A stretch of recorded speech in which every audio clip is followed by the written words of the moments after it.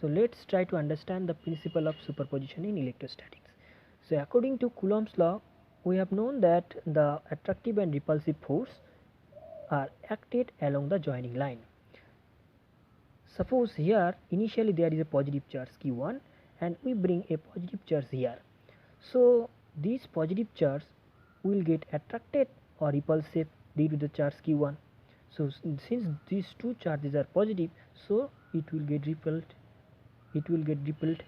and this repulsive force is F12, which I denoted here, that is it will directed in this direction.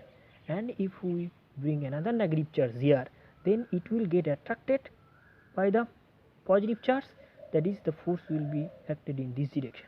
So this will be the attractive force, and it will be denoted by F3.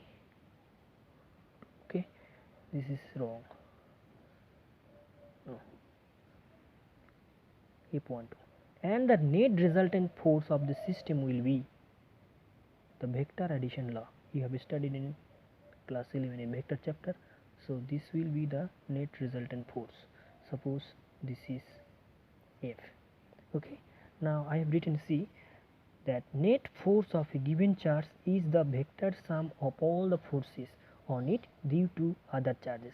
So this is the principle of superposition in electrostatics, that here it is F2 equal to F12 plus F32, and in that case the magnitude of this force is this. Now we will discuss the force between multiple charges. Suppose this is an axis, this is y axis, this is x axis, and suppose there is a charge q1, it is positive charge, consider, and the position vector of this charge is r1, and there is another charge, it is also positive charge, q2, and the position vector is r2, right?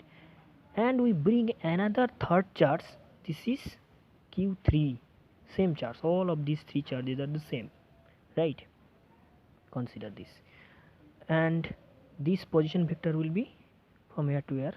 Okay, so let's forget this. Here we will calculate the net electrostatic charge on the charge q3. So from here to here, suppose this distance is r13, and here to here this distance is r23, denoted by this vector, right? So when we take this q3 charge here, then it will get attractive and repulsive force due to the other charges q1 and q2, right? So if this q3 is brought in that position, then the force due to q1 will be what? Force due to q1 will be, according to the Coulomb's law, 4 pi epsilon naught into q1 q3 divided by the distance between the charges. This is r13 square, right? And similarly the force for q2 will be what? 1 by 4 pi epsilon naught into q2 q3 divided by r23 square, right? So this is a numerical value. If we consider the vector form, because the superposition of charges will follow the vector sum. See here what I said, the net force on a given charge is the vector sum of all the forces, right? So we have to add the forces vectorically. Here f1 in vector form will be this, and the vector form, and the vector fq1 will acted along the joining line, so this will be r13 unit vector, this side will be r23 unit vector, right? And if we consider another charge q4 here, so similarly suppose this is r3 node, this is r4, so it will from here to here, this will be r43, right? So similarly force q3 will be 1 by 4 pi epsilon naught into q4 q3 divided by r4 3. Now you consider the vector form, so it will be r4 3 vector. Now see, q3 will be same, because we are considering here the net force acting on the charge q3. So let's see here, the force on q3 is due to q1 is this, in vector form q3 is this. And similarly, for n number of charges, the total force by superposition principle will be this. See here, I have written n3. Why?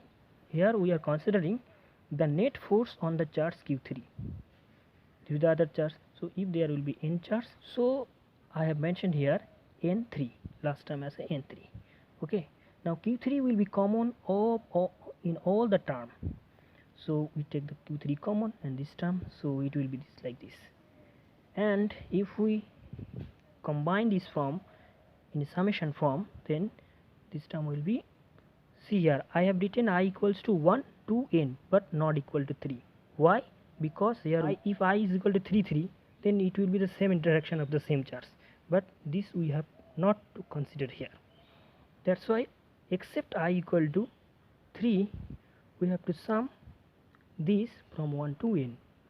Suppose I equal to 1, so 1 3 this term, I equal to 2, this is 2 3 this term, I equal to 3 will not be here.